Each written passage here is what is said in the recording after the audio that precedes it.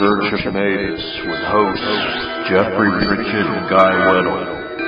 10 p.m. Central Saturdays. Opening the gates of the underworld and calling down beams of ancient starlight. Tune in, mosh through the apocalypse on the Paranormal Radio Network. Come to our forum at mavisincarnate.com.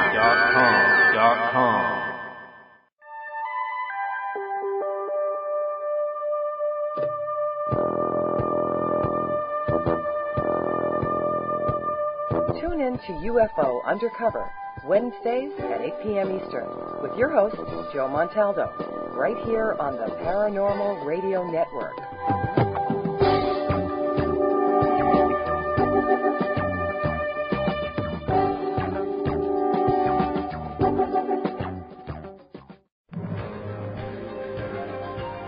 Good evening and welcome to this week's worldwide broadcast of The Joyner Report.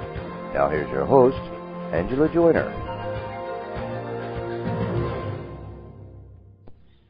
Hi, and thanks for joining me on this fine Friday evening for another broadcast of The Joyner Report at WPRN FM New Orleans and at UFO Paranormal Radio Network.com. I see 45 people so far in the chat room. I'm hoping that we're going to make it to 60 this Friday night. I did issue a little challenge on Facebook this week to see if we could get a few more to hear this wonderful interview with Leslie Keene. That's my first guest tonight. My second hour will be Frank Waren and Johnny Anonymous with an update on Oregon. But first, let me tell you a little bit about Leslie Keene. After investigating for 10 long years, her findings have been published. UFOs, pilots, and government officials go on the record. And I've really been reading it today, and I must say it is just spellbinding. It's a wonderful book. Leslie is in New York. She's an investigative journalist and co-founder of the Washington-based Coalition for Freedom of Information. Her articles have appeared in numerous mainstream newspapers and magazines around the world, and she has also co-authored several books. Leslie wrote an article in the Boston Globe about the Cometa Report, which launched her on a journey of a lifetime, trying to find out what is really going on with these things we call unidentified flying objects. In an effort to obtain disclosure of the December 1965 Kecksburg, Pennsylvania incident, Leslie sued NASA for classified documents regarding an object that moved across the sky and crashed in the woods southeast of Pittsburgh, but was never officially found. The NASA documents were released on court order. She won.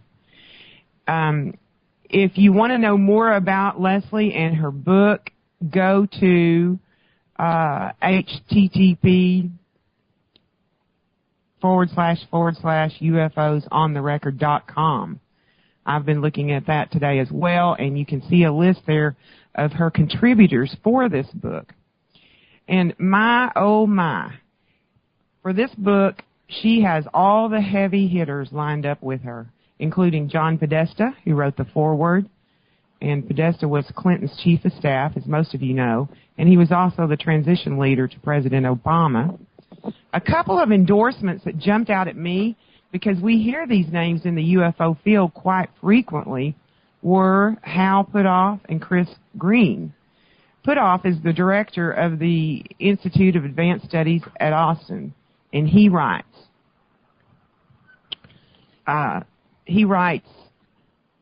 in these pages, we are confronted head-on by the UFO phenomenon as revealed firsthand by highly credible government officials and military aviation experts.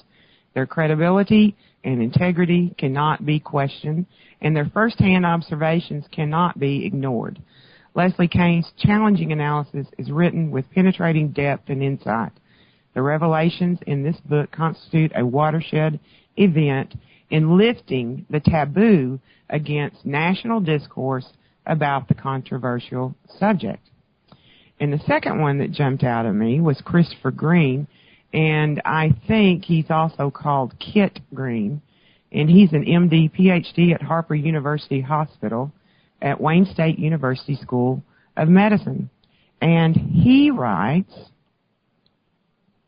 Leslie Kean's astonishing book is the finest piece of investigative journalism ever written on this subject. She has an incomparable ability to give voice to a constituency of exceptionally qualified, unbiased first-hand observers. They are not from the fringe, not groupies, and not delusional. Rather, they are high-level military, intelligence, aerospace, and government officials who speak with authority while providing reports that document actual physical craft. Kean's book represents the first important step toward a new U.S. government openness about UFOs. It brings forward a reality otherwise buried for far too long inside official mystery and elevates the discourse above that of small-minded public discussions. Wow, Leslie, thank you for taking the time out of your busy schedule to be here with us again on the Joyner Report. Welcome.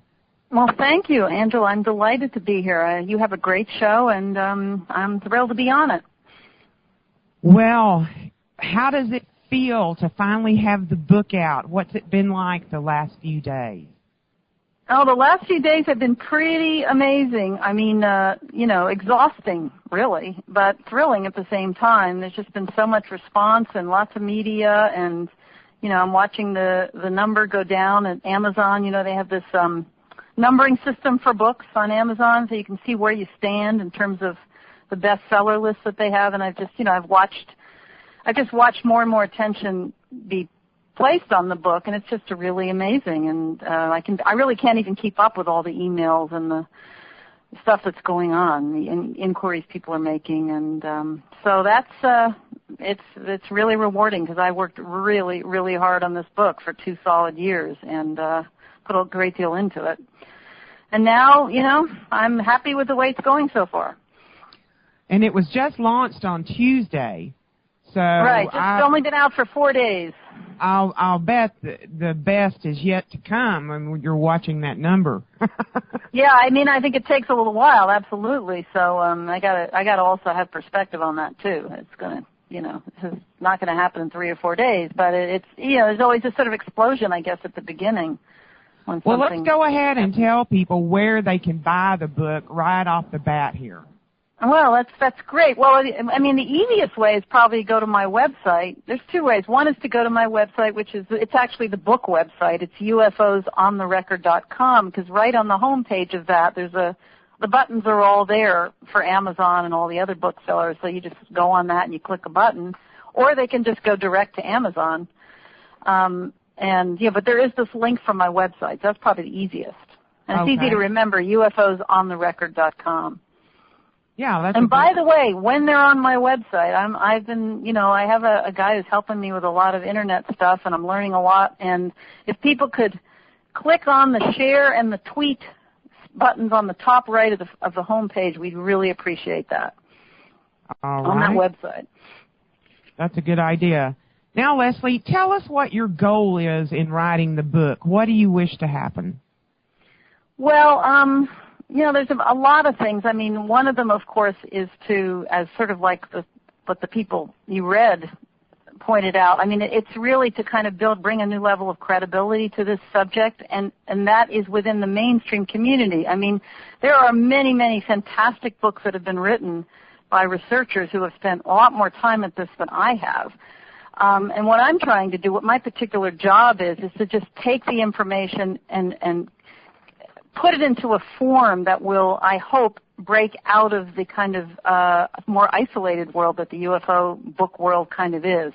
I wanted to reach a mainstream audience. I wanted to break through the barrier in the mainstream that exists towards the subject matter and just kind of take it to a new level of credibility and acceptance and clarity among the mainstream community. And so the initial push is to sort of get momentum going for the book on that level. And then ultimately, step 2 is to hope that we can use the book as a tool to affect change within the government and the way the U.S. government has approached the subject. We'd like to see that change And I think our goal ultimately is to have the book be a tool to help facilitate that. So there's sort of two phases in the process as I see it.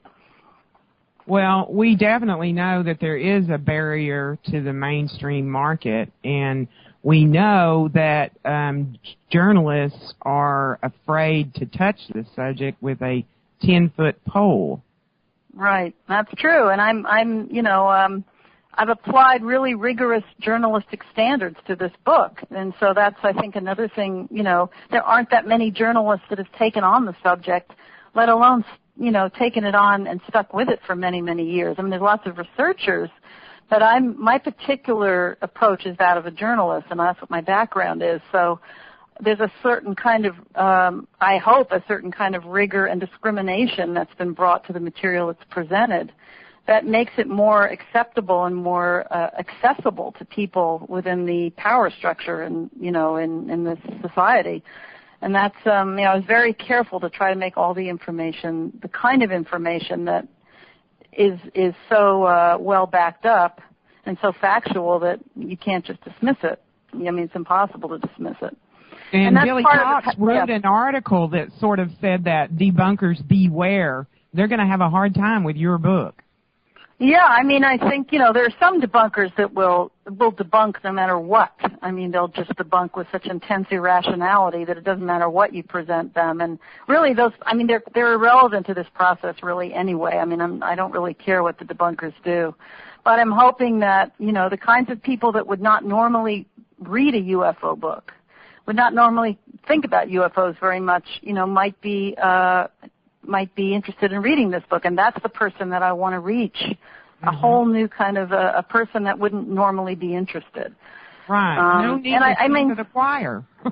Yeah, and this is, I think, I sort of think of this from a journalistic perspective as a breaking news story. It's not that all the information in this book is brand new to all of us who are familiar with the subject matter, but to the person who isn't, I'm trying to present this. This is breaking news. We have high-level officials from around the world that have all come together in one book and have written their own statements and their own accounts, and they're all breaking the story, which is that there are, without a doubt, objects in the sky that cannot be identified, that demonstrate incredible technologies that can do all these things that we can't do. They're solid. They're picked up on radar. They can do, all the things that we all know. But for these officials to all come together in one place and to sort of announce this to people who don't already know it, it's really breaking news. And that's sort of the energy that I'm carrying behind myself when I go out with this story. It's like, because I'm speaking to people that don't already know anything about it. Right. Well, do you have, can you share with us any new information for those that do know about the history and the ongoing saga? Is there anything particularly new? I guess it depends on who knows, how much people know. I mean, there are, first of all, the first-hand accounts by people are all new.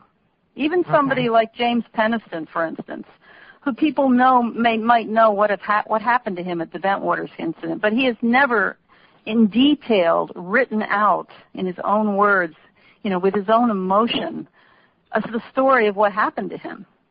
I mean, these people, so even the people that know the cases, and even they might have heard Jim Penniston speak for 5 minutes at a press conference or see him interviewed, in a few sound bites in a documentary. Here he's doing the whole thing in detail in his own words, and all these people have worked on what they've written. I mean, they've carefully thought about it and crafted it. And so there's a level of detail and kind of personalness, the personalities of the people that are coming through these pieces that none of them have ever presented before. So even if you know something about the case, this is a whole other level of information that's being released. And there are some people here that I don't know if many people are familiar with, such as Captain Julio Guerra from Portugal. I don't know if you read that chapter, but some of these people were at the press conference that James Fox and I did in 2007, and some of them weren't. I mean, there are some people in here that I think a lot of people aren't familiar with. For instance, and we also have a chapter written by Major General Dennis Leddy, who was the originator of the Cometa report. the report that got me going, as you mentioned, on the subject back in 1999. He was the man who initiated the whole thing. He was the energy behind that Cometa report and one of the major players. And this is the first time he's ever written anything, on his own, explaining why he was interested in the subject, why he got involved, why he thought it was important that the Cometa report be initiated, and what the process was like for him, and what his, it's a whole kind of revelation on a personal level from these people. So that's what's really special about their pieces, as far as I see it. And you must be so proud of that. I'm proud of them. These people, they worked really hard on this. They were just absolutely amazing, and some of them don't even barely speak any English, And it took a lot of work for me to pull together their pieces. It wasn't just about my writing, and I spent a lot of time on my writing too. But yeah, I'm thrilled with this group of people that are in this book. I'm honored to have them in this book.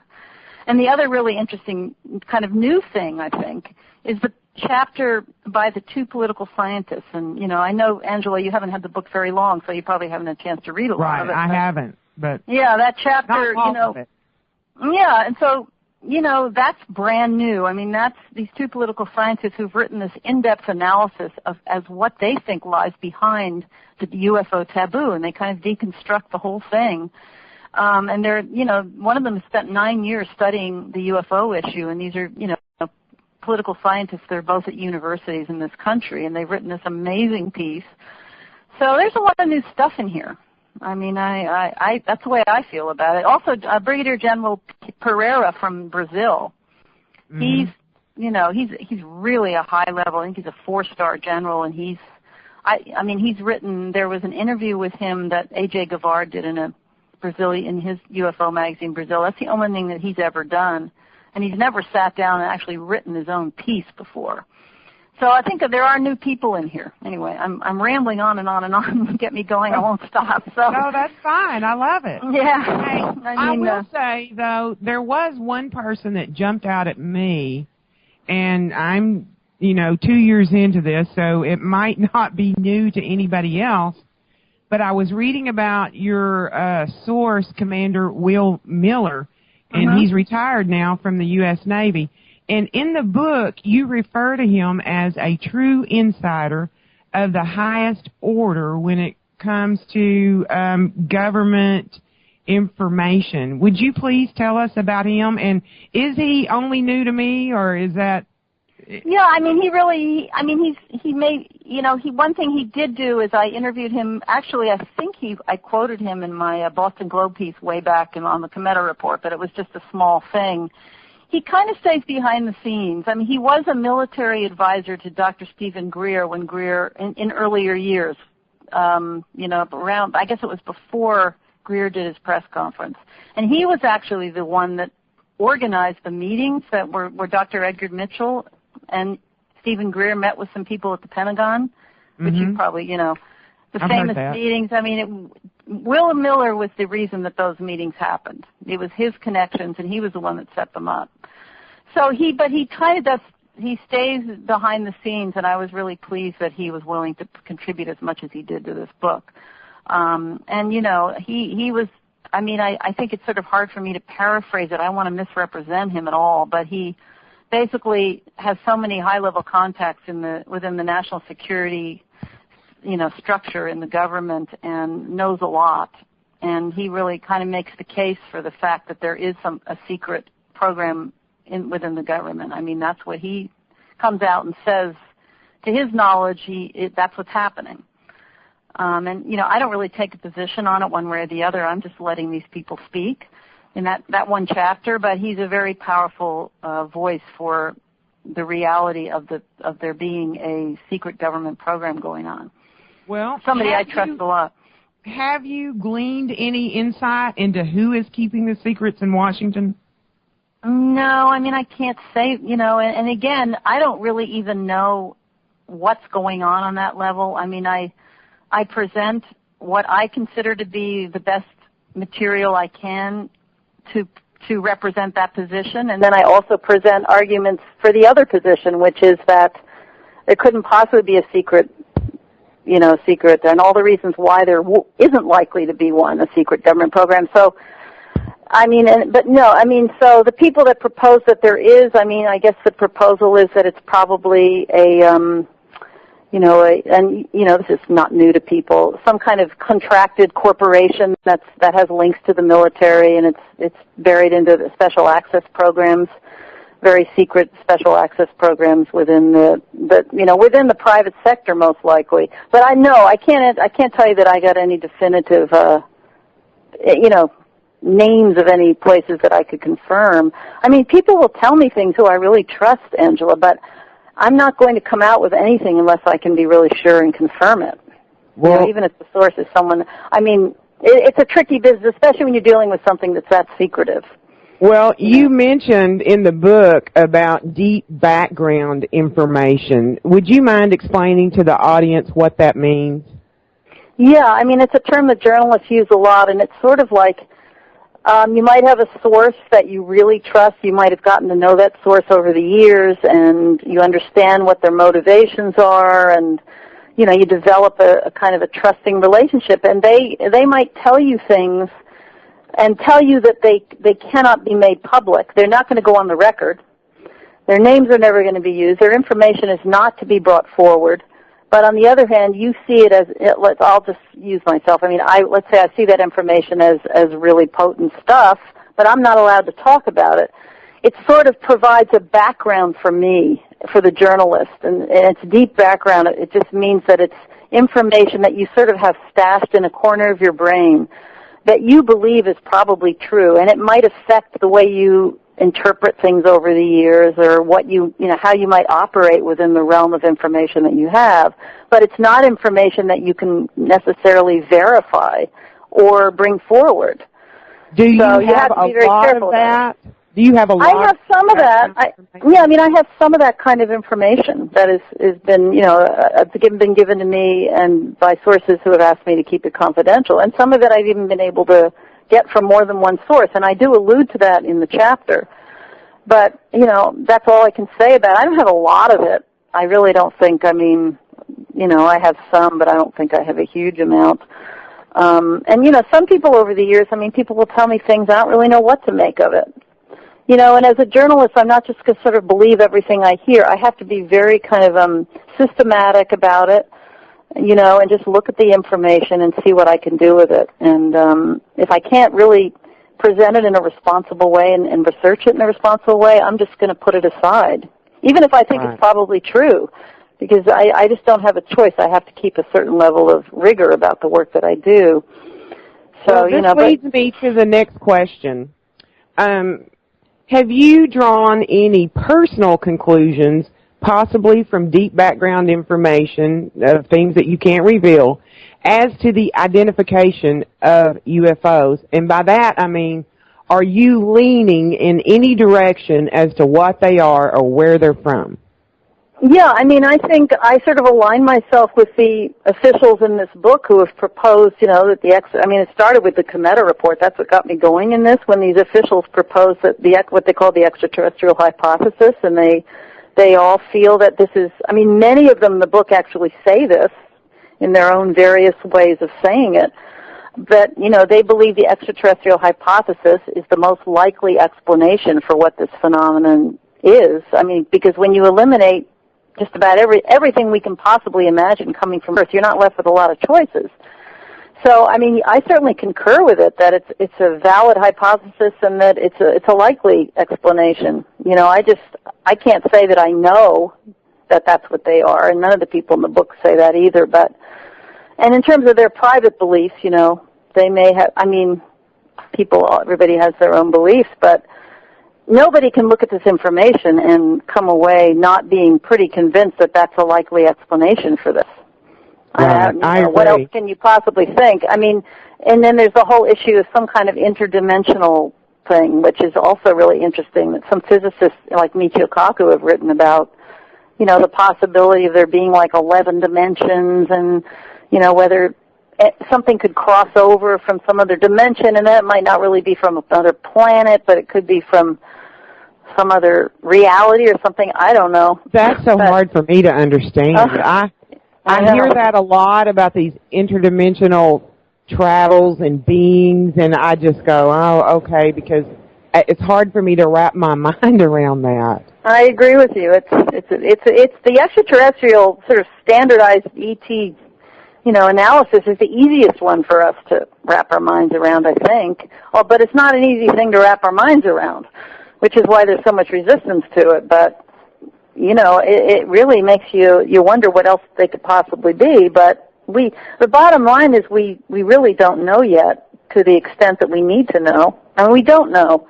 And therefore, what we're calling for in this book is for a much more advanced cooperative investigation that would involve the United States. I mean, until the U.S. government shifts its attitude, even just a little bit, we're not, and starts making resources available to American scientists to study this, I don't think we're going to make much progress. And that's why it's so important that the U.S. government change its attitudes. And you're hoping to see an office, a government office that would investigate these types of things. Like, one thing I really enjoyed reading was about the Phoenix Lights, and if there had been an office by the government that would have investigated the scenario that would have proceeded, it would have been much different than what we experienced back then in '97. Right. I mean, I do. I kind of write out this whole, let's imagine this for a moment thing, and I sort of lay out, if we had this simple office somewhere in Washington with even just one staff person, think of how different it could have been. And it's really fascinating to think about all the things that could have happened, as you say. And, Governor Fife-Symington agrees with all of that, and he would have been in a very different relationship to this if we had such an office. He would not have been, withholding his own sighting from the rest of his fellow citizens, and it would just been a totally different scenario of what would have happened. So there's no rational reason not to do that. It would not cost. I mean, cost is a big issue, but if you're talking about a simple office with one staff, that doesn't cost very much. And, so, I'm hoping we can make it happen. I think when you look at the Phoenix sightings, you look at the Stephenville sightings, there will be another mass sighting. It may take 10 years, but we're not going to be prepared if we don't have somebody in the government investigating. Absolutely. That's a really good point, and that's the point we're making. Absolutely. And Governor Simon says that himself in the book, that he doesn't want anyone else, he says it's only a matter of time before it happens again, and he doesn't want any other governor to have to go through what he went through. So you're right. And so why not have somebody in place so that when it does happen again, there is somebody there who can handle an investigation immediately and has the resources. The reason you need it to be a government agency is because government officials have access to all the information they need right away. And if you're a civilian, you've got to write a FOIA request and wait 4 months before you get any radar or anything. An official can go to O'Hare Airport when there's a disc hovering over the airport in a matter of hours, or certainly in a matter of, the next morning, and have access to all the information. I mean, imagine that. They're going to learn a lot. And the resources to go forward. Absolutely, which aren't, and they can draw on existing agencies, existing, structures within the system that are already there to make use of these systems that are already in place in terms of doing an investigation. So, the people say, it's so much money, we can't afford money on, it's legitimate to be concerned about how the government spends money, especially right now, but this is not an expensive proposition that we're making. Well, and it does seem like other countries are trying to move forward. When recently we hear about Brazil, and they're having the Air Force investigate these UFO sightings, and the UK is releasing their documents to the public.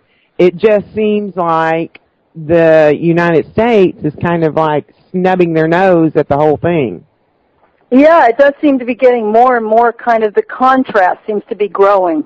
I think that's the point you're making between the United States' behavior and other countries. which and have why been released is that? documents. Well, I mean, the United... Yeah, go ahead. If it's no big secret, well, then release those documents. What are you afraid of? Right. Well, I mean, and again, I do make the point in the book, and, people might disagree with me, but I think that the release of documents is really not so much the issue anymore. I think we have thousands and thousands of great documents already out that prove beyond a shadow of a doubt that these things exist, and that we've learned so much from the documents, but every time new documents come out, like they've been doing in the UK, it doesn't really move the issue forward. I mean, it doesn't solve the problem that we have with the UFO issue. So unless highly sensitive documents are released, and I don't think they will be, I think calling for the release of more documents isn't really going to solve our problem. I think what we need to do is become much more proactive. The scientific community has to make a conscious choice and a conscious decision to invest their brains and their resources to develop a methodology by which they can solve this mystery and find out what UFOs are. And for that to happen, the U.S. government has to have this little agency, because by doing that, they're acknowledging that there is something there worthy of study. And once they make that tiny little acknowledgement, it changes everything. That's the way, gradually the doors open. This National Science Foundation starts giving grants to scientists who want to investigate this, because once our government says, this is really something that's okay to want to study, it doesn't need to be ridiculed, then the whole climate changes.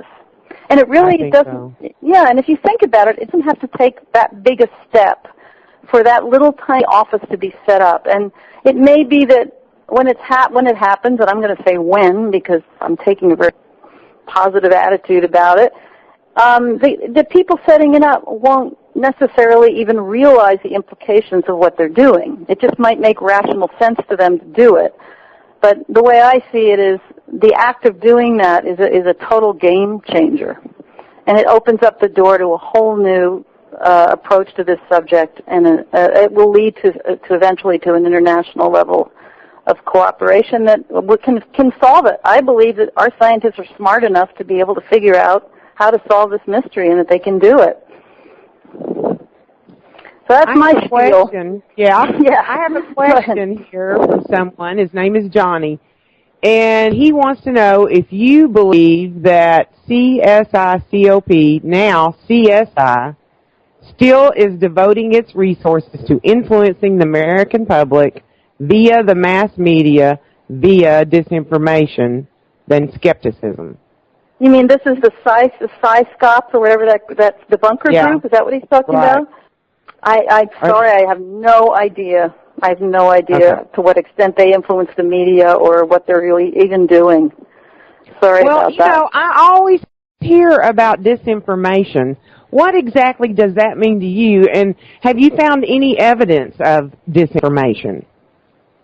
Yeah, I haven't put a lot of focus on it, but I know that people like Richard Dolan and others have really documented the process, with certain cases where disinformation has been used. I didn't focus on it that much for my book, but the way I understand it is that, it's sort of like lies are mixed in with the truth. False information is mixed up with real information and kind of put forward so that it gets to be so confusing that people can't even sort out what's real and what isn't, and the whole thing becomes this confusing mess, and it just diffuses the ability of people to understand what the case is or the issue is at hand. I'm sure it's been done many times. It's not, something I know a lot about, but there's lots of documentation of it occurring. And I think Will Miller is certainly very savvy about that. He mentioned earlier who contributed to this. He didn't write a piece, but we did extensive interviews for the book, and he certainly is very knowledgeable about that process and what goes on. So, it's a fact of life. It may be not as bad now. I don't know. Don't you think that most of the cases where a lot of this stuff has really been well documented was more in the 70s, maybe, in the 80s? It might have been. It's just so hard to figure that out, and and I think, why would they do that at all? Why would they have to? Because I think the UFO researchers community want to say are pretty good at disinformation themselves. Right. And Right. You know, why would you put mixed truth and lies together and put it out there? Why wouldn't it all be lies? I've never really gotten that. Yeah, well, I think if it was all lies, then people would be able to see right through it. You know, you can clarify it if it's all lies. But when it's like blended with the truth and people know that the truth is the truth, it just becomes really hard to separate the two. And that's when you get into trouble. You know, it becomes this muddy thing. You don't know what's true and what isn't true. And then people argue about it, and it just diffuses anybody ever really understanding it. Well, in the book, you mentioned some sources sought you out. Can you say who the people were that sought you out? Well, there's, you know, the ones I'm thinking about are sort of part of these deep background types. Okay. I mean, I could think about, and there are others that have reached out to me, like some of the writers to that book. I mean, have just corresponded and written to me over the years. I mean, how do you choose who to believe and who not to? How do you make that decision? Well, I mean, in terms of who to believe in general. How did you choose these people that are that contributed to your book? How do you verify your source? I mean, I noticed in one place in the book you say whether or not I choose to take any person seriously comes down to personal judgment, which for me is based on meeting the person whenever possible. So that's the area of the book I'm talking about. Yeah, no, I know what you're saying. I mean, it's a difficult process. I think any journalist, has certain criteria that they use in terms of what their criteria are for accepting what a source tells them. And, of course, a lot of it has to do with the stature of the person. I mean, if you're dealing with a general, you're going to take that person pretty seriously just because of their stature within the military community. And so much of it has to do with the documentation that they have. I mean, if somebody so-called whistleblower comes out of nowhere and starts telling you all these things, none of which can be documented, it's absolutely useless information. You cannot accept information like that. So it's a long process of evaluating the integrity of the person, their motivations, why are they talking about this, and what documentation do they have? What kind of corroboration is there what are there other sources that can independently corroborate what they're saying? I mean, all of that comes into play. But in this book, for a lot of these sources that have written actually their own chapters for the book, if somebody is a general from Chile, who one of them is, and he actually heads up the official government agency in Chile, that they have one of the best. I mean, they have an agency with maybe 4 staffers that does nothing but investigates UFOs and aviation cases. But, this general who wrote this piece, I mean, I'm not in a position where I could go down to Chile and verify every single thing that he said. I let a lot of it come through the book because these people are speaking for themselves, but also because he is a general and he's well respected. And so that carries a lot of weight. So it's a whole lot of factors that you just have to pull into play when you're deciding, who has credibility and who doesn't. And it's, right. I think all the people in the book, I mean, their material is so well documented.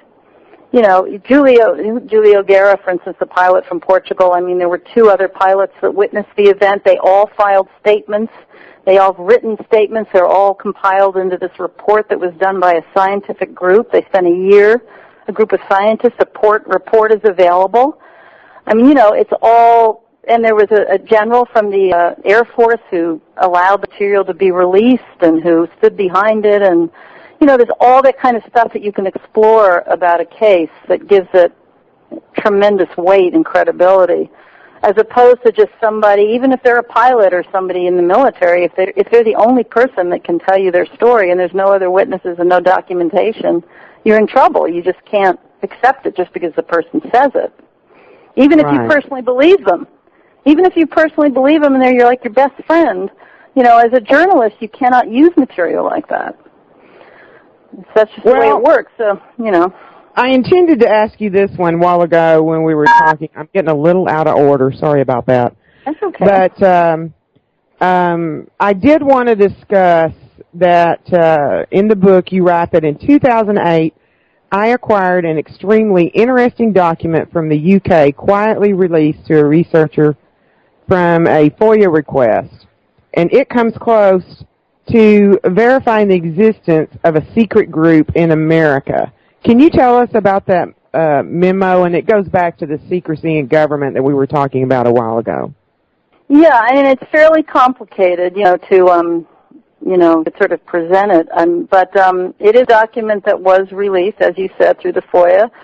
And, it has some blacked out words in the document, and I've done this sort of analysis that explains why I think it's pretty obvious what words go in the blacked out spaces. And if indeed my analysis is correct, and I have reasons to believe it is,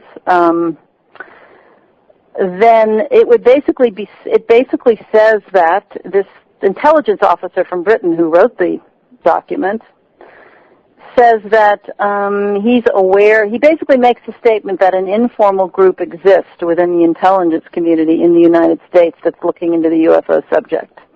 And he also says that this group is not a formal organization, which means that it doesn't have any kind of paper trail or oversight or anything like that. It's basically a statement of that kind of group exists if you accept my analysis of what the words are that are missing.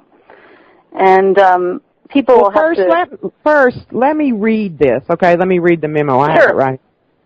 It says, I am aware from intelligence sources that blank believes that such phenomena exist and has a small team studying them. I am also aware that an informal group exists in the blank community, and it is possible that this reflects a more formal organization. Okay, now explain what words fit there and how you figured that out. Okay, and I mean it's going to take. I almost want to read what I wrote in order to express it clearly. It's sort of complicated, but I mean, again. What's that? I mean, you look at the spaces, you have to study the size exactly of the blackout, and they use X's in Britain. They don't use like a black space like we do here. And then I have to explain why I think those words make sense. But basically, so I don't know if we can do all that right now. I mean, I hope it's just a few pages, people can read it. I think they'll be able to get a much clearer picture of it than I could ever present right now on the radio, because I worked so hard at how to make that clear. But I believe that the word missing in the first line is Russia, so that it would say, I am aware from intelligence sources that Russia, and now the word Russia fits perfectly in that space, and it would make total sense that an intelligent officer would first find out what its enemies are doing with the subject and what its friends are doing. The background is that this was a proposal for a study to be taking place about UFOs. And Nick Pope played a role in all of this. The Project Condign study, which people may be familiar with. So it's fairly complicated, and this is the proposal for that study to be conducted. And before an intelligence agency is going to take on a study, they're going to find out what their counterparts are doing in other countries, and maybe they don't have to do the work. So anyway, I just feel like it's really hard to explain this, Angela, but without the person actually seeing the thing in front of them and reading what I've said. But basically, I have reason to believe that the first sentence has to do with Russia, and the second sentence is the U.S. intelligence community is what fits. And again, it fits absolutely perfectly in the X's, and it would make perfect sense that that's what it would be, which I explained more. And you did talk to Nick Pope about this, and what did he tell you? Right, and Nick, of course, knows. He was involved with the actual crafting of the document, and he knows what those words are. And Nick he's still bound by his oaths and all of that, right? So when I asked him about my assessment of it, his response was, no comment. And I have this, and I've written in here, Nick knows in my book. Yeah, maybe you can get him on and browbeat him. He just can't say because it's the reason they were black. If something's X'd out, it means it's still classified. That particular word, he's not in a position to be able to reveal it. So anyway, it is a little. I just think it's really a fascinating document and a really important document that has been sort of lost in the shuffle. And I think, when people see it, because I have it reprinted in the book so they can actually see what the document looks like exactly, because we've reprinted this one paragraph. It's very different than talking about it. Well, I think it's an important part, and that's why I wanted to bring it up. But thank you. I just thought it was so interesting. And then, one of the other things I wanted to talk about, and we've got like 10 minutes left, is one of the reasons that people put forth that the American public is being shielded from the truth, whatever that is, of unidentified flying objects is because we wouldn't be able to handle it. There would be mass panic. There would be people lining up at hospital emergency rooms, groceries flying off the shelves. But you make a good point about Belgium in 1990 and what they did. Can you tell us about that? Right, and of course, not just Belgium is a good example, but it's also happened in Brazil, where they've actually held press conferences and announced that they have studied the data and the objects exist and they can't be explained. So, I mean, the thing that we're also worried about in America, which is just to acknowledge that there's something unknown. It's not to say that there's extraterrestrial. It's just to acknowledge, like at O'Hare, well, there was something there and we can't tell you what it was. That has been done in countries like Belgium. That happened during the Belgian wave. It happened in Brazil when a press conference was held after these amazing sightings that General Pereira writes about. I forget what year that was, in the 80s, in the 80s sometime.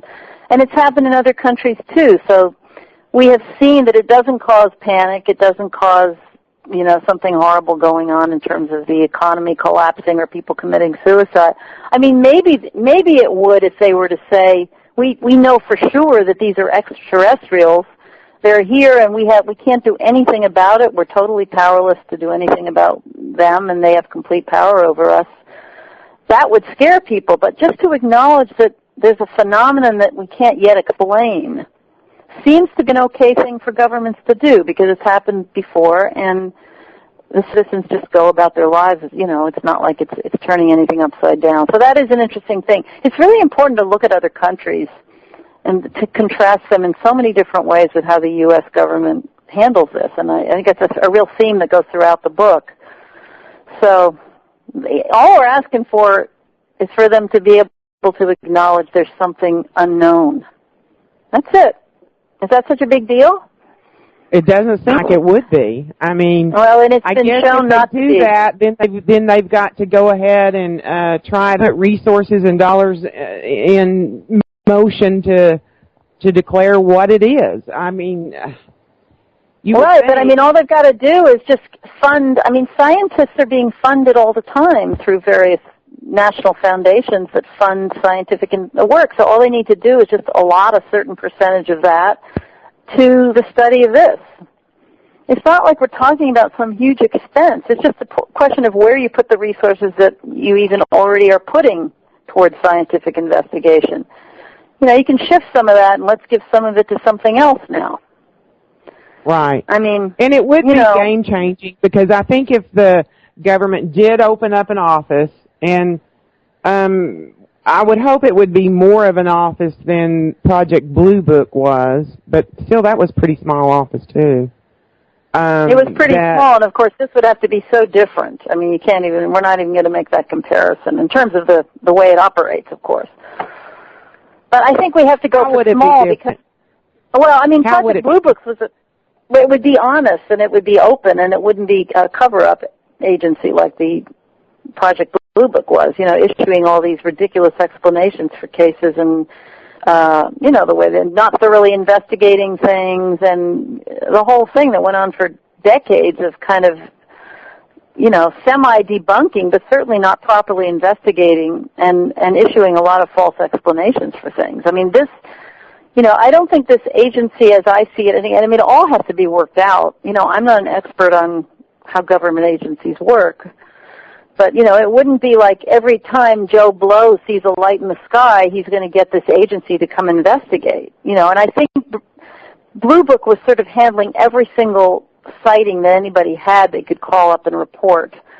But I think there has to be some discrimination as to what cases to investigate and what not to investigate. And that's one way. But the main reason it would be different is that it would be public. The information would all be made public, and there would be a civilian board involved with the organization that would work closely with the staff and would make sure that everything was above board. And it just wouldn't behave the way Blue Book behaved. Well, do you have any plans to set this in motion, some sort of grassroots movement to get this government office started? Well, I mean, I don't think, quite honestly, that I think a lot of it has to happen sort of behind the scenes. I mean, it's great to have people support and everything, but the people that I'm working with are more focused on, we just need to have certain meetings with certain people, and then try to see it get it written into some kind of budget proposal of the Department of Defense, or you got to get the right committee member to just get it added on to some budget bill that's going there, here. It's all about sort of working with people that are within the political structure. And I think it's probably, if it's fairly quiet, then the officials are more willing to deal with it, I think, too. I mean, it's not like, it really is going to need a lot of people to be writing letters and all that kind of stuff. And I think the book is a tool by which we hope to make this happen. I mean, that's why the initial step is to try to get momentum behind the book. And then that can be used to help persuade these officials to pay attention. And the whole thing kind of should, but I think that's more the way it's going to happen. And it's not like anything is going to be secretive, but it's going to be sort of quiet and involve some very specific meetings with people to kind of try to make it happen. And who's to say what's going to happen? I mean, well, that's is sort of John Podesta, is Podesta one of the ones helping you do this discreetly behind the scenes? Well, I mean, we haven't really started. I mean, I've had a few meetings with some people, but the whole thing has really, ever since the Obama administration came in, I've been focusing on the book full time, and we haven't been really doing anything on it because the administration has been so busy and going through all these crises, and I had to get this book done. So, I mean, he's obviously a supporter because of, you can read what he wrote.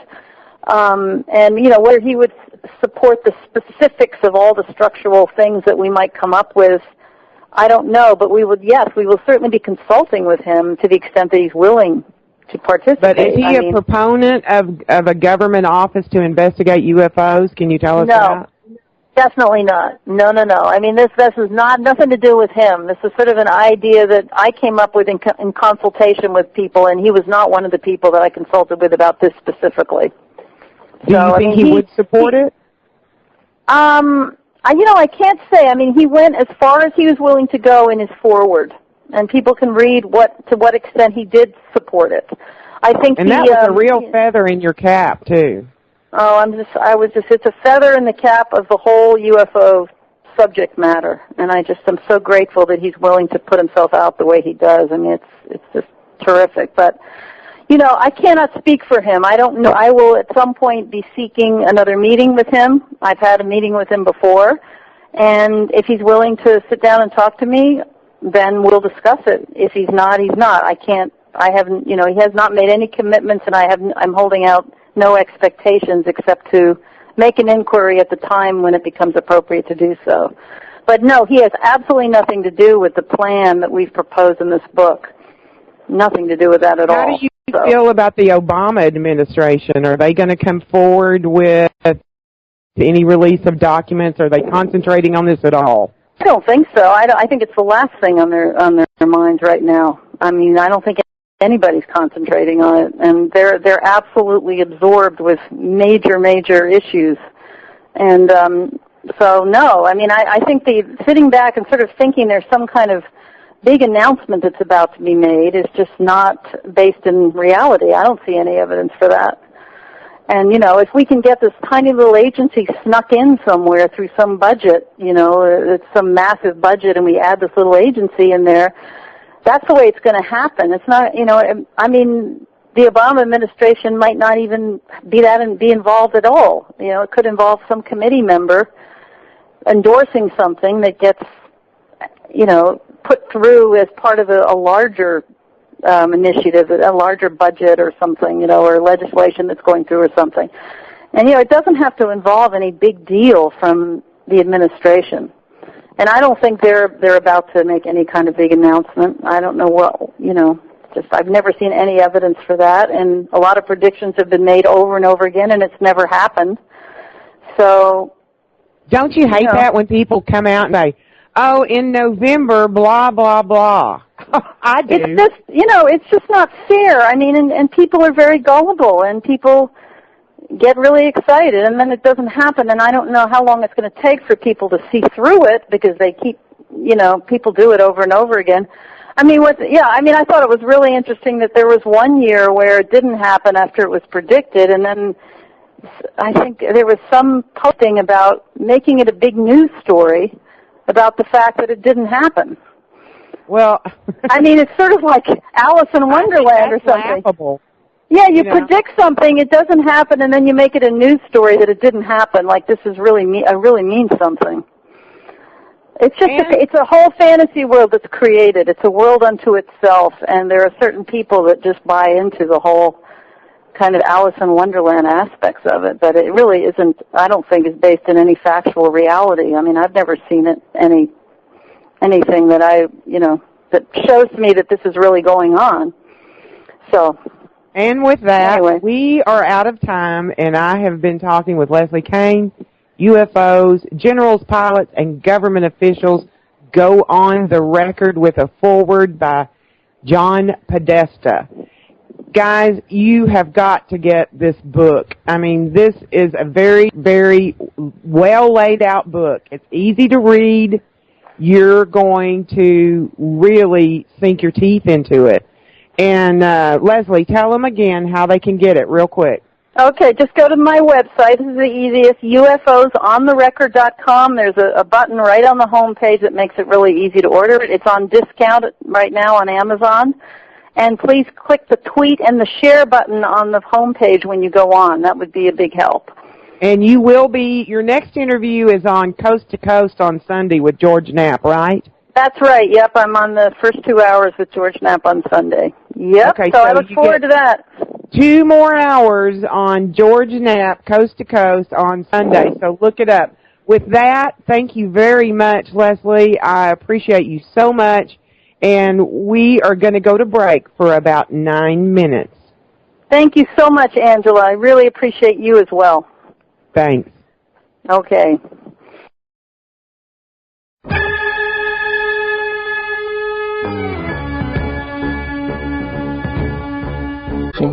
Then join us here on the UFO Paranormal Radio Network every Friday evening at 11 p.m. Eastern, 10 p.m. Central for The Joyner Report, hosted by journalist and researcher Angela Joyner. The Church of Natives with hosts Jeffrey Pritchett and Guy Weddle. 10 p.m. Central Saturdays. Opening the gates of the underworld and calling down beings of ancient starlight. Tune in, Mosh for the Apocalypse on the Paranormal Radio Network. Come to our forum at MavisIncarnate.com.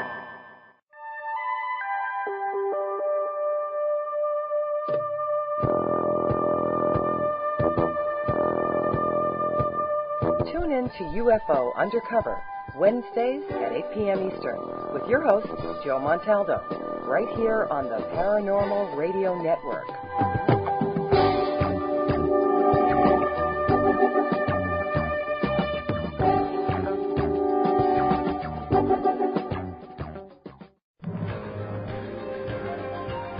Good evening and welcome to this week's worldwide broadcast of The Joyner Report. Now here's your host, Angela Joyner.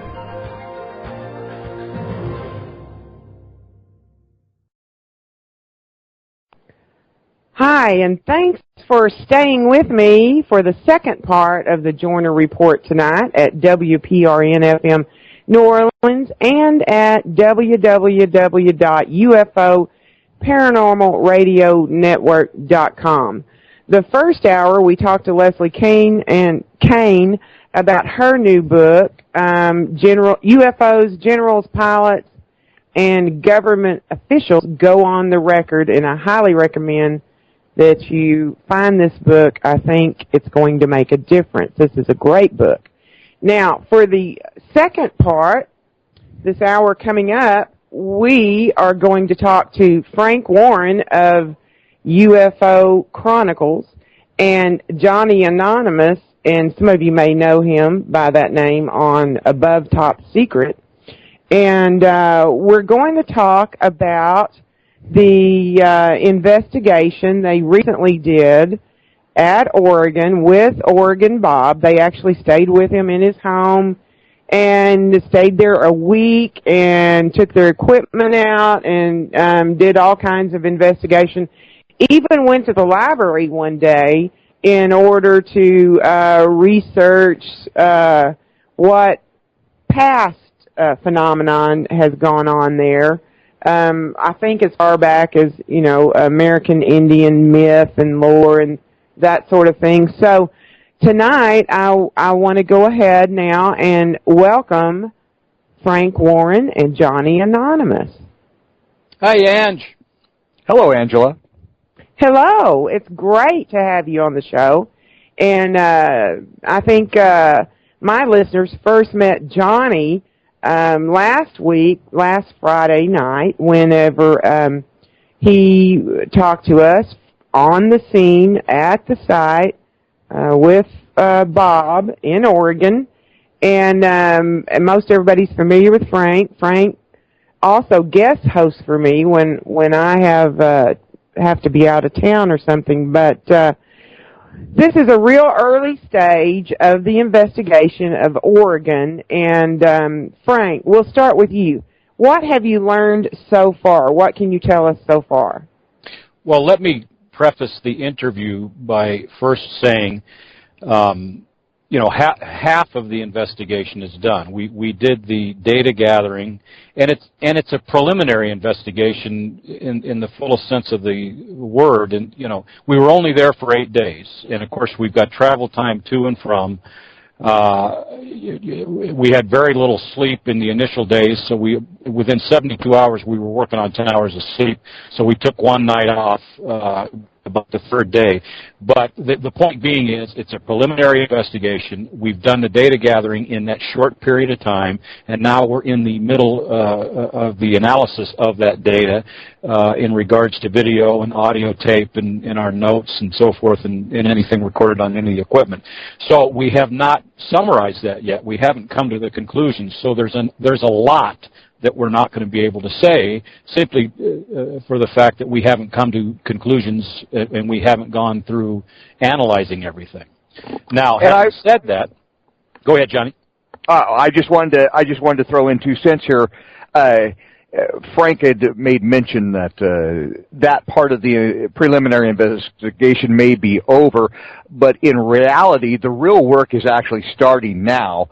And in part, that investigation is still ongoing as we are now trying to document and confirm some suspicions on data and evidence that we are still gathering. So even though the hard field investigation part may be over with, we are still investigating and still in that research mode.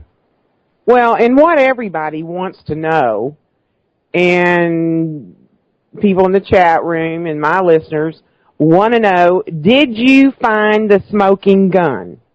No. No smoking gun. Okay. No. That's the thing that most, I think, want to hear about.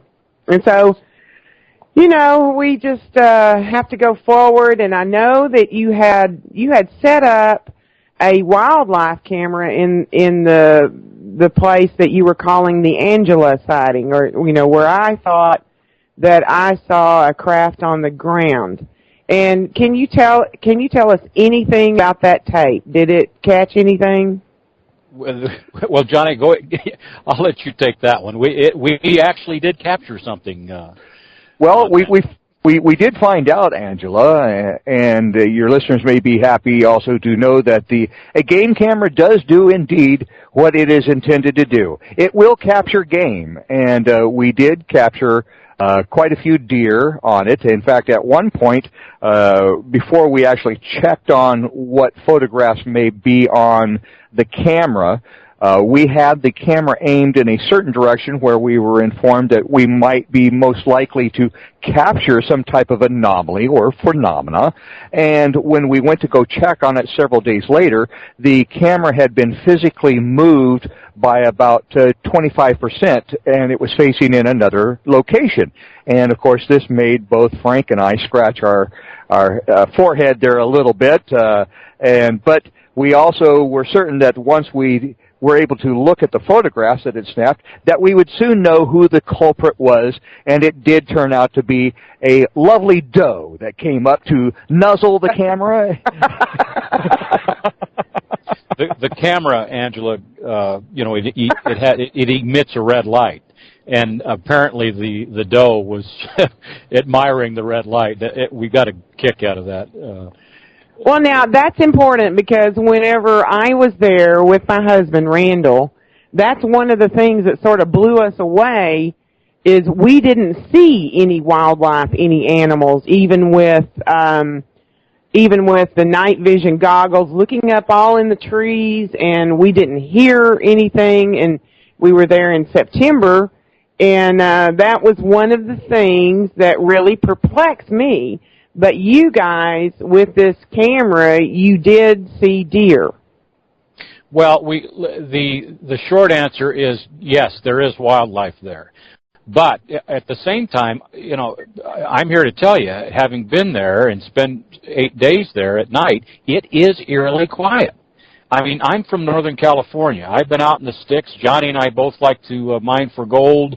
I've been in some of the, I've been so far out in the woods that you have to pipe sunshine into it. So it is completely different in that stretch of the woods at night. You don't even hear crickets.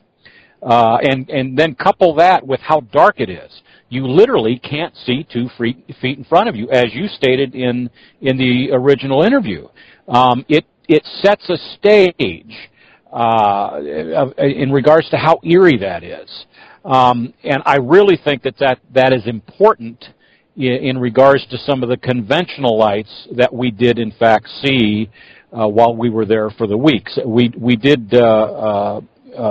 discern that witnesses were seeing conventional lights and thinking they were something else. And it quite, to be honest, that's easy to do in that particular environment. With also under the context that we were there to hopefully witness something paranormal.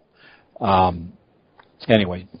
Well, it is so dark there. It's almost like being in Carlsbad Caverns. I know whenever I was walking down the road, my husband would usually follow me, and if I stopped, he would run into me. It was that black, that dark. Yes. And it is difficult to discern where you are and what you're seeing, and just because of the darkness, you really can't even move around without a flashlight or something. And I heard you were pretty proficient with a flashlight, Frank. Well, as you know, our first day there, I wanted to inspect your site, what we labeled the Angie site. So we pulled out all the stops during the daytime for that site. I crawled down the hill to where Bob Pitchell, our primary witness, was your sighting, and I went right to the middle of it, and we deployed various equipment. We tested it for EM fields, we tested it for radiation, we took soil samples, et cetera, et cetera. And I really wanted to cover that during the daytime. In the evening, we went back to that site to see what you had experienced, and like you, I couldn't see in front of me. So I have this little LED light. It's actually a combination red laser and LED, and one side of it's a laser, one side's the LED, and it puts out actually out there it puts out a lot of light. But in normal situations, it puts out just enough light where I could see where I was walking. Well, the first night, Bob did not want to have any lights on at all.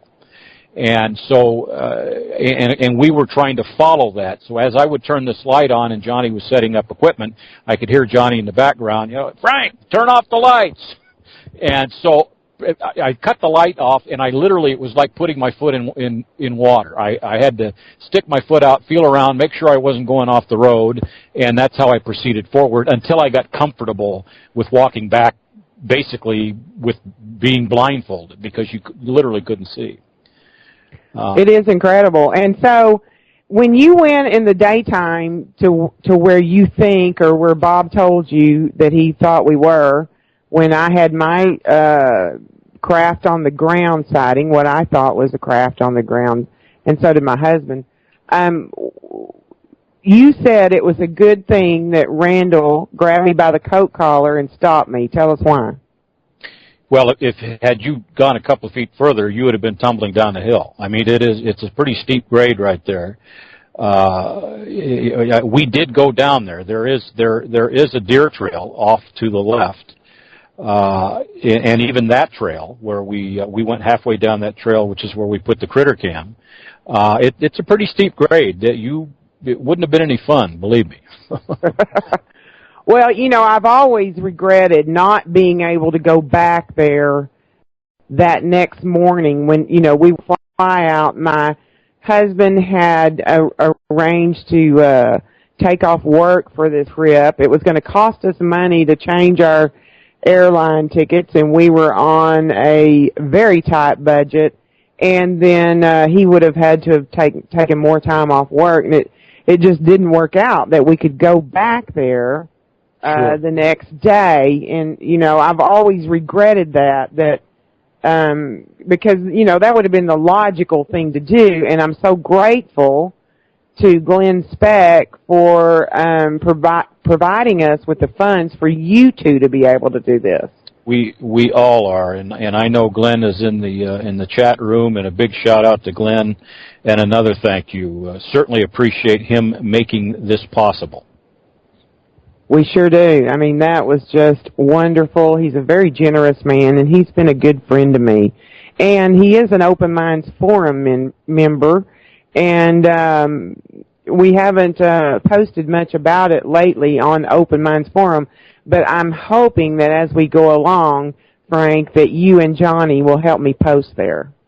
Well, we will have, I actually told Glenn that we'd have complete written reports hopefully by the end of the month, and I don't see any problem doing that. There's just, there's a tremendous amount of data, even though we were only there 8 days, in terms of audio and video, as well as all the notes, and then going back over all the notes and then putting everything to paper. And I might add, we didn't get skunked. We actually did experience some unexplained phenomenon that raised Johnny and I's eyebrows. In fact, I'm looking at Johnny's card right now, and he's staring at me with his eyebrows raised. And that's exactly how he looked when this happened. We did have some odd things happen. I have to say that it wasn't necessarily what we had hoped for, but they are unexplainable things, and of course that will all be in the report. But it got my. They're asking now what odd things in the chat room. What happened? They want to know what odd things are you talking about. Well, we can. Go ahead, John. I think it might be premature for us to actually reveal a lot about the data and evidence because it is still in the preliminary stages of our trying to perhaps debunk our own selves, so to speak. I mean, the only way that you can get to the truth is by being highly skeptical and hopefully resourceful enough to try to figure out any type of terrestrial explanation to something that may or may not occur. And that's pretty much where we're at right now, trying to come up with a terrestrial or earthly explanation for these events that we seem to have been exposed to. Well, I think we can talk about it, and if later on we come up with an explanation that it was because of this physical thing or or whatever it is, and we can certainly say that. You know, say this is what happened, and we don't know why yet. We're working on it. So let's go ahead and talk about that. What? Well, what's wrong with that? Well, this is exactly what I feared might happen. You know how I am. I know how you are, Angela.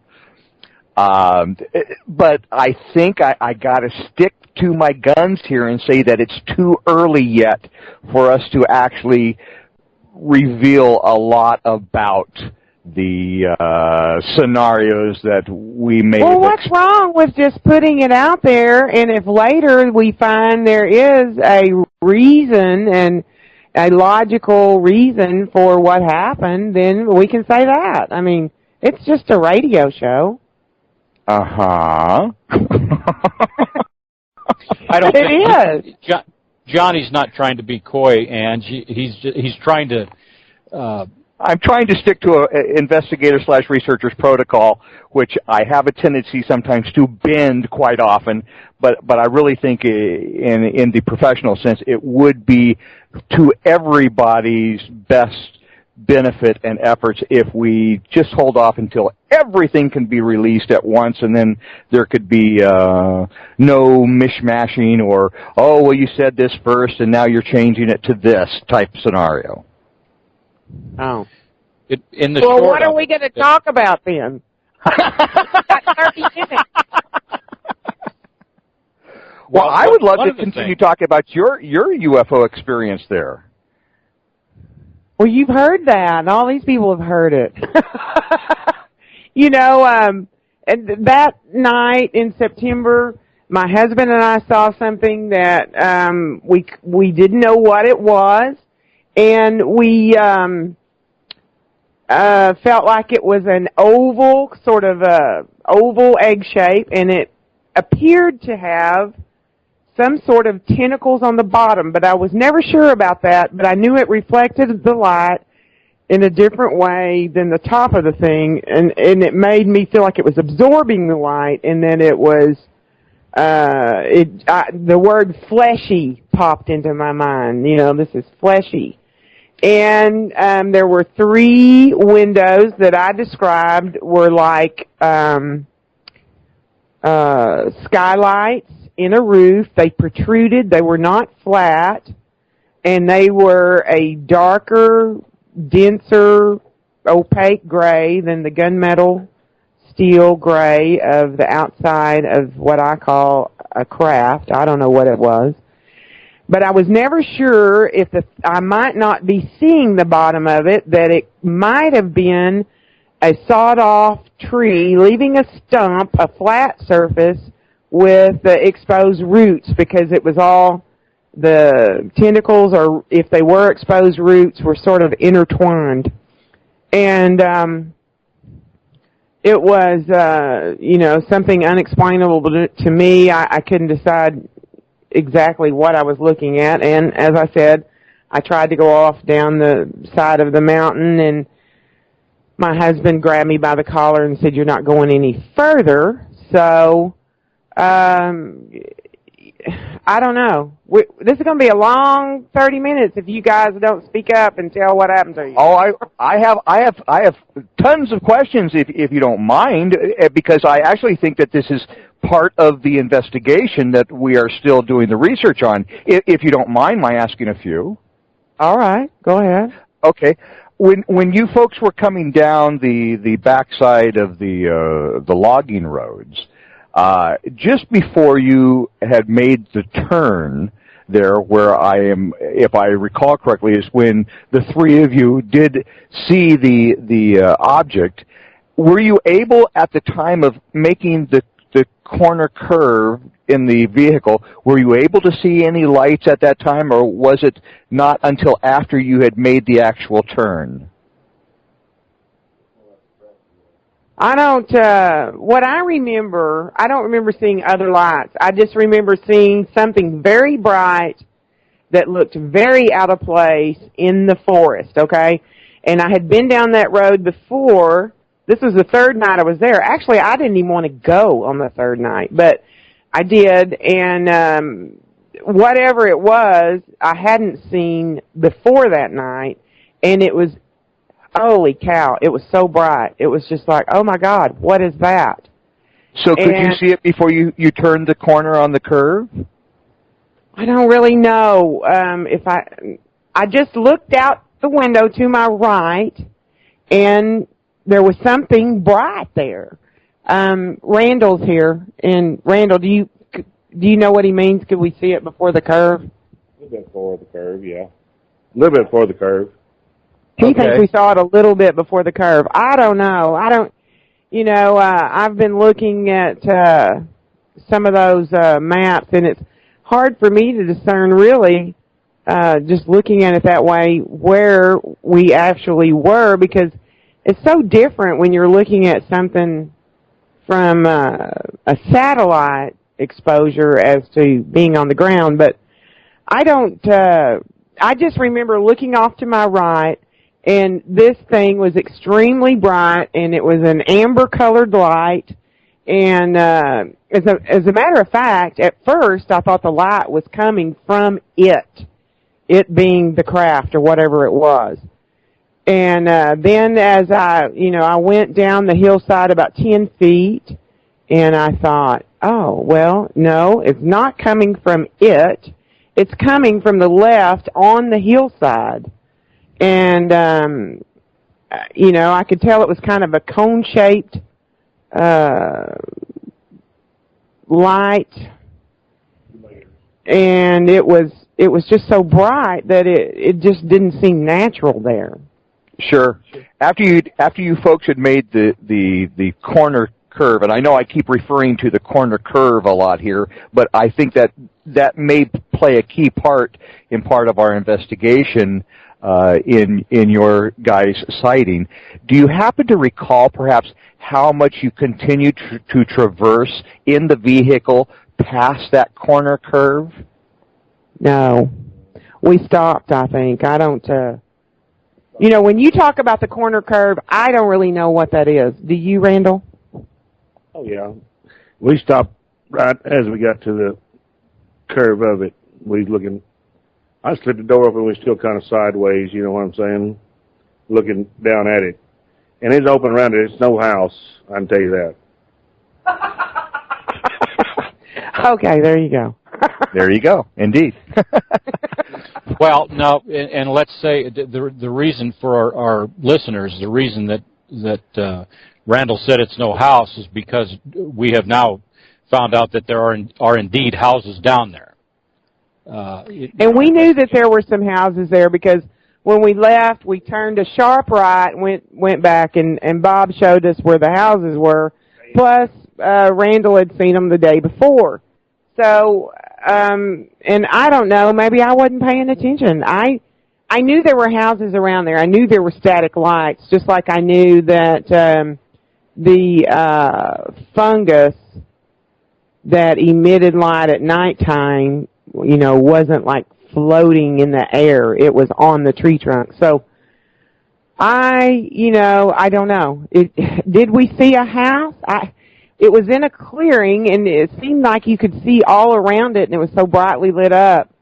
But the thing about it is, when you're in that kind of darkness, I don't know. And I've always said, this is what I think it was. I'm not sure. And people are posting, I believe you, Angela.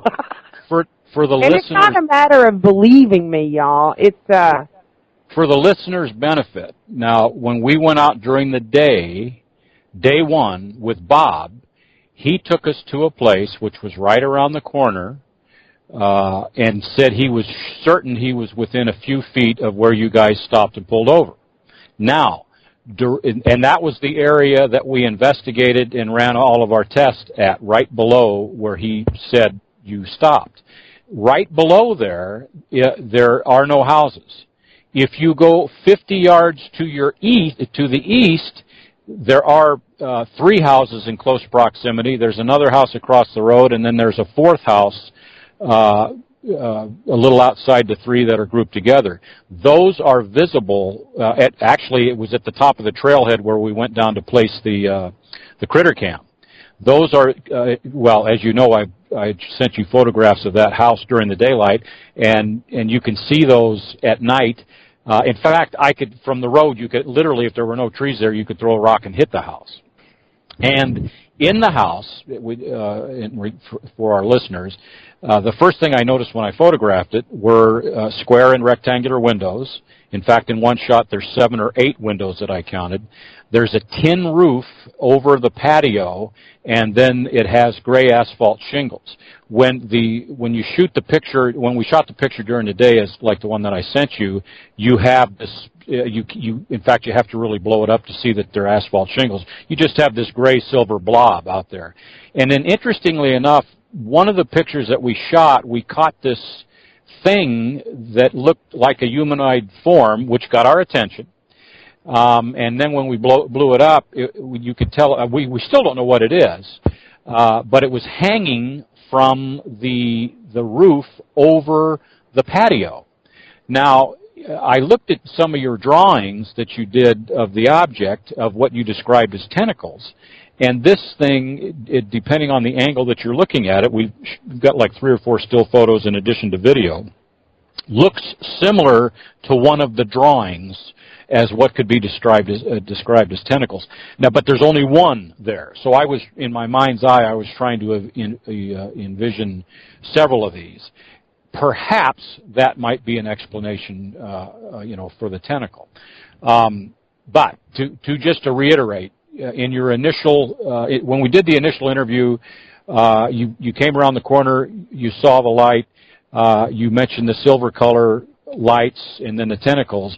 We do have houses in that general vicinity, gray silver roof, tin roof over the patio, something hanging off of there, which may or may not could be presumed a tentacle at a distance. Also, there were, by the way, roots. We did find trees that did have the exposed roots on the outside, and there was in front of the house a cut off, very large tree, probably maybe 4 foot in diameter, that was cut off at the base. So, but it comes back down to just where you were and where you were standing. If Bob is correct on the location, there are no houses below you. At night, if you looked to the southeast, you would have been able to see the static lights as we did. The more you move further to the east, you can actually see the houses, and you can actually see the road, which is down there below. Now, I've got to add that prior to going up there, I didn't know there were any houses in close proximity at all. In fact, I thought we were going to drive a couple hours in the middle of nowhere, and I thought we were going to camp out there. I didn't realize how close a main road was, and that, in fact, there were houses down there. So that was some of the data that we culled in there. Then you combine that with the environment of how dark it is and how eerie it is because there's no sound. I'm actually leaning towards that's perhaps what you saw, although I'm still leaving the door open. I know Randall is adamant that he did not see a house, but these things, it certainly does. You can't discern a house at night. I mean, we know it was a house because we took pictures. In fact, we actually interviewed the people that live in the house to see if there was any activity, if they had witnessed anything themselves. During the day, you know there's a house there, but you go up at night, and because they only had porch lights or their area lights on, it's very hard to discern that there's a house there. We had the advantage of being there during the day, of course. Well, Randall is adamant, and he would like to say something now, so I'm going to turn the mic over to Randall about the house. Yeah, I seen the house on the front side on the highway. We went down by it before it got dark, and you're right, where we was at the curve, you couldn't see the house. We went further down, I could see it again, but I seen it at night before that, and it was down further on the road. Where I was looking down on that curve is open, and it could have been a stump, I'd say, but it had to be a huge stump. It wasn't no small, no 4-foot stump. I do believe of it. And I've been quite a few places hunting all my life. Hadn't seen anything like that. But I can't say for sure, yeah, it's a UFO. No, it's something identified to me. And I've been in Colorado, I've been in Utah, I've been all over Texas, night and day. And I know my wife pretty well, but it wasn't no house what I seen that night. I'm sure of that. If you were standing right on that corner, there are no houses directly below. If you're standing where Bob said, there aren't any houses directly below there. You have to go at least 50 yards approximately, give or take a little, before you see a house. Now here's the other thing. Again, if you were right on the corner, you wouldn't have seen any houses straight down below. If you were 50 yards down further, let's just say that you did see something anomalous or a craft or what have you, you would have also seen the houses. If you were further down, if there was something giving off that much light, because you could literally throw a rock and hit a house. I could say, yeah, it might be the house if the light was coming from it, but when we got there and got out, I was like, Andrew, I thought it came from that whatever I seen down below us. We looking off the hillside. There's about 3 or 4 ridges, kind of like Colorado's got, you know. You go down, another one, go out, go down, go up, another, you know, and on out, then on out a little ways. I'd say 125 yards. I don't know. I'm just, you know, guessing at that. But it looked bigger than 4 foot, and it was definitely coming from the hillside we were standing on, off to the kind of left of me, past the curve. Well, house or no, what happened after that, we don't have an explanation for it, and that's, of course, you guys witnessed a red orb during that same event, correct? Correct. They came pretty close to us, went down beside us, and disappeared. There's some trees past that. If you walk past the corner. Yeah. Now, see, that's a common theme for the additional witnesses.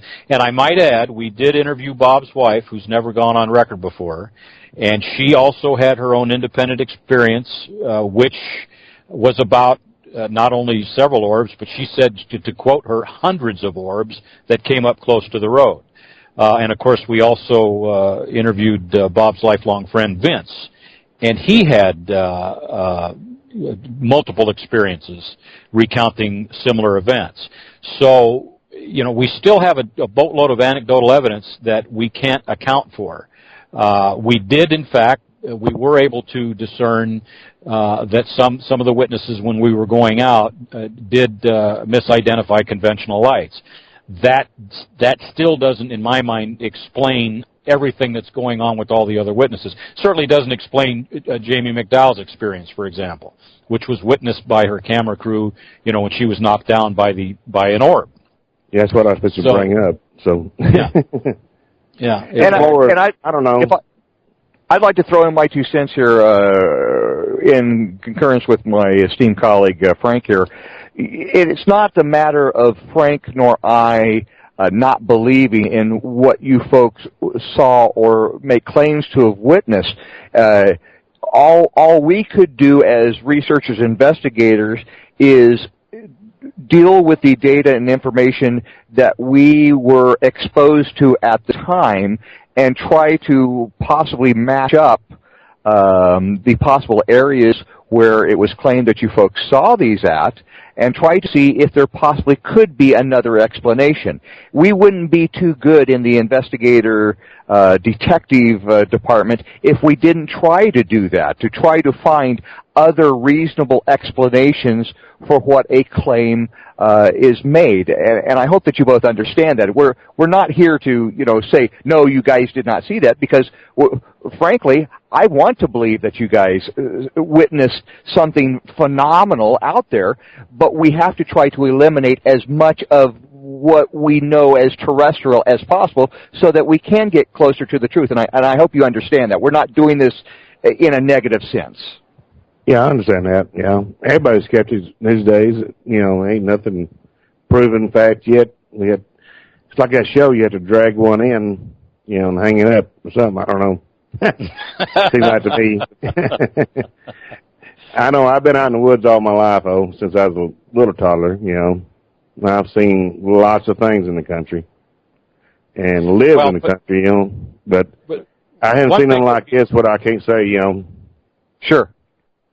The other thing that we still have to finish, Randall, is I don't think Angela's shown you those other satellite shots of that specific area, and there's more coming. So this way we can get it straight in your mind exactly where you were standing.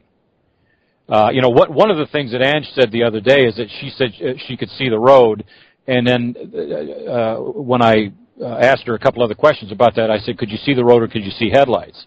Well, on that specific road where Bob said that where he thought you guys were standing, you can't see the road nor headlights from that position. Headlights would only look like little speckles going through the trees at that spot. The further east you go, the closer to that to the road down below you're getting, and the more apt you are to see, because Johnny and I walked it at night and during the day, and of course we went down actually to the houses down below. But we also gauged it where you could start to see the road and the houses. So about from the trailhead, beginning at the trailhead where I took the picture of that one house that you saw, Angela, and I think, Randall, you saw it too. From there on eastward, you can see glimpses of the road, and of course at night you would see clear headlights. When you're further to the west, those headlights cascading through the forest, you'd see little bits and pieces of light, but that's all it would be. You wouldn't actually see actual headlights. So that helps narrow down where you were standing. You know what I'm saying? Yeah, at times we could hear them, but we went on through. I don't know if y'all went through all the way through that or not, and came out the other side. It's even worse, darker, and there's a kind of a trash dump on the other side or something. People go through there. He said to escape the law or whatever, or bypass them. Yeah, I can see that. Yeah, there's shooting range out there too. They go up there and go shooting. They dump their garbage and we traversed that road many times. In fact, got to know it well, even in the dark, a couple of occasions. I was driving by Braille. Yeah, that's right. Yeah, I've been there. That's why I had my night vision on. I could see out from the back seat. I could see. I was looking around with all them night vision stuff, because he had just minimum light on. We was going not very fast, about 25, if that much. Well, the reason that we knew where the road was down below is because we could see the headlights, but we could also hear the vehicles. And one time there was a single light, and we could hear it was a motorcycle. So, when it's real dark like that and it's real quiet, it was real quiet there. Then that sound carried up to us. Yeah. And so we could see, and of course there were trees or undergrowth or whatever that would break it up, but break the lights up. But we knew, what it was, because we could also hear the motor. Sure. Yeah. Well, which is the other point. Where you are, when you get further back where Bob said you guys were standing, you're getting further back on the hill and you're getting farther away from the road. So the sound of traffic would be a lot less. And the further, now if that was the starting point and you walk down that road, let's just say there was constant traffic instead of a car every hour or whatever. If there was constant traffic, the further east you walked on that road, the louder the noise would get, the car traffic would get, and then the headlights would become visible, and quite frankly, you would actually see glimpses of the road, depending, you'd see it through the holes in the forest, because you're getting closer to the road. As you go back to the west spot where Bob said you guys were standing, the road actually veers away from that area, and there's a thicket of forest all through there. So and quite frankly, actually from that point on, no matter where you're standing, you're looking through trees. We are boring the listeners to death. They cannot understand this. One person says, I am getting dizzy with all this. Well, I'll share something in regards to, I've been actually reading part of the chat post on here, and I will share something that I do find to be an interesting curiosity, and that is to deal with the tentacles that you sketched and claimed to see on the bottom of the UFO. as Frank and I were doing research, because obviously there is an Indian tribe that has been living in that area for many, many years, in their myths and urban lore, we did find out that right below the mountain where you folks would have had to have passed to get on the backside of that logging road to take you through that forest, there is a lake there. Do you recall the name of that lake, Angie? Oh my gosh, yes, I remember seeing the lake. It was very beautiful, I thought. No, I don't. Lake. I don't remember the name. It's that called. Whole area is beautiful. Yeah. Yes, it is called Devil's Lake. And Devil's Lake, okay. Yes, and one of the urban legends that the Indians would tell their children, and it would get passed down, was that the lake contained a very evil spirit. In fact, many warriors in their canoes, as they would cross that lake, would meet their doom and death as a large octopus evil spirit would come up with its tentacles and pull the Indian warriors down. And we just found that that was rather interesting, that you see a UFO that has tentacles, and the urban legends from yesteryear also have a tentacles type theme story to it, and we thought that was pretty fascinating. So you found that at the library? Yes, we did. Well, that is interesting. I didn't know that story. Yeah, in fact, that's when the name of the lake changed to Devil's Lake from its previous name, which I don't recall. But that was there is a history of paranormal phenomena in the area. Well, and, you know, a lot of these things go back to the American Indian. I know my friend Steve Hammonds, he's really, you know, he writes for American Chronicle, and he's really into the American Indian aspect of things. And that when the Stephenville sighting went on, you know, we have a town not very far called Comanche. And he was doing a little research, and he said, well, you really need to research the American Indian part of it, because I think this all goes back to those times. And I have never really done that, but that is an interesting story about Devil's Lake. One of the other things that we did, I'm sorry, Frank, I didn't mean to interrupt you, but one of the other aspects to this that we also found interesting is that in amongst this, the Indian lore and legends, there is also a mountain next to the one that you folks had your sighting on, and the ones that we were investigating, that was called Spirit Mountain. And apparently, this whole area, the area that you and Randall and Bob were at, the area that Frank and I were investigating, the lore is that there is a evil spirit and presence that seems to be residing in those mountains. And so apparently there has been a long tradition and years of paranormal phenomena and activity that does stretch back through the Indian legends. Well, that's interesting because, you know, that, like I said, Steve Hammonds has always written to me about that, about the Indian aspect. We may as well share the fact that one of the houses below where you were standing when you had your sighting, there was a murder-suicide in a home that you could literally throw a rock to in that proximity of right where you were standing.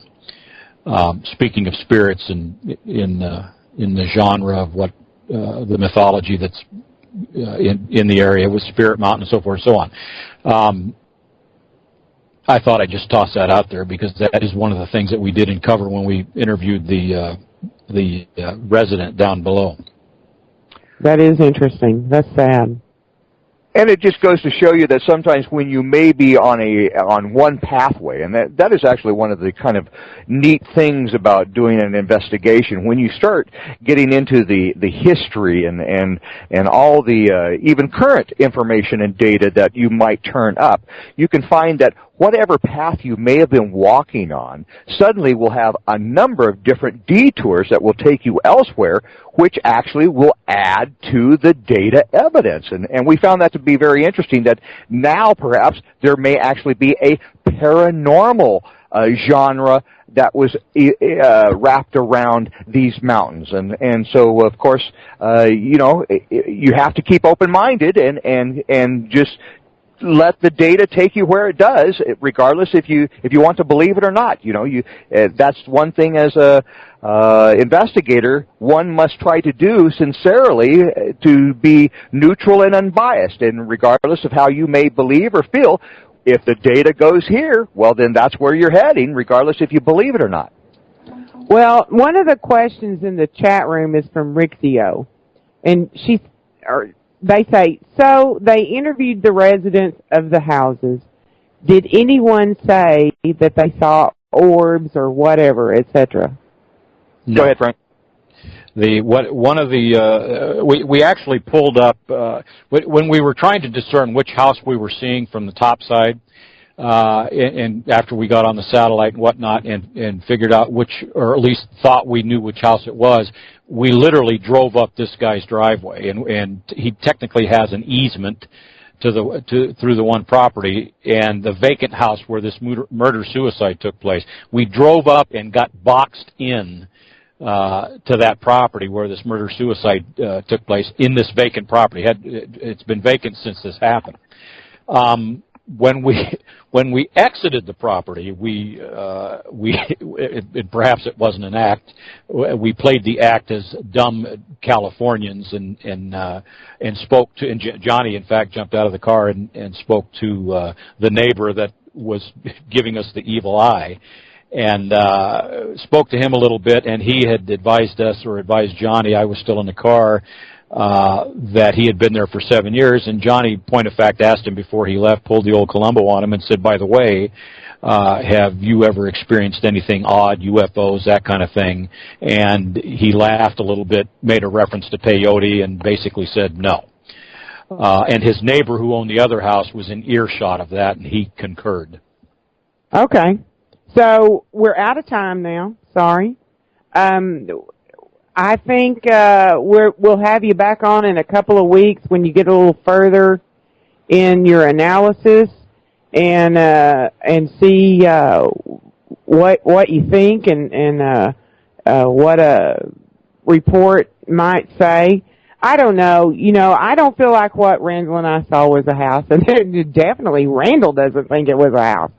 So, the clearing and the orange amber light, it was just, I don't know, but then how people can become pissy UFO witnesses. I mean, we know that happens. So it becomes. Now, you're not talking about Randall now, are you, Ange? Yeah, well, He's not being pissy. When somebody, says, I don't know what I saw, and then they become very adamant, oh, I know what I saw, which is reminiscent of James Fox's latest movie, you got to go, oh, my gosh, because when somebody comes forward, I think, and it's such a personal experience, there may be times that no matter how you explain it and how you justify it, and the research that you do, they're just not going to accept that. That certainly has been often been the case. The advantage we have, of course, is that we have done an investigation there. We have been there during the daytime. We have talked to witnesses. We have talked to the neighbors. And again, I want to share this with Randall. I'm still asking questions. I still have the door open in regards to your sighting, and I need Randall's help. I need your help. And as long as you stay open-minded like I am, we can get to the bottom of this thing. And more importantly, as I told you the other day, once we answer all these questions, we can solidify, just exactly what you saw. If it was a paranormal thing, by the time we get to the other side of this thing, we can put a lock on that and at least say we're right back where we started. We don't know what it was. We can eliminate a house. We can eliminate all these things with the data that we have, and we need your help to do it. Well, I think you guys have done a fine job so far, and I really appreciate you. We're out of time, and I'm surprised that Joe hasn't really sent me the honking I am yet to let me know that, but he hasn't. And I really enjoyed. And next time around, we promise we did experience some hair-raising stuff, and I'm sorry that we didn't share that this time around, but we still are in the middle of trying to figure out, we want to dot all the I's and cross the T's before we divulge it publicly. You know what we're talking about, and the next time we come on, we will share that with the listeners and see what they have to say about it. All right. I understand that, and I appreciate everybody in the chat room. We made our 60-person goal in the chat room. Thank you very much for spreading the word about the Joyner Report. And for tonight, it is good night. Bye-bye. Good night, everyone. Good night.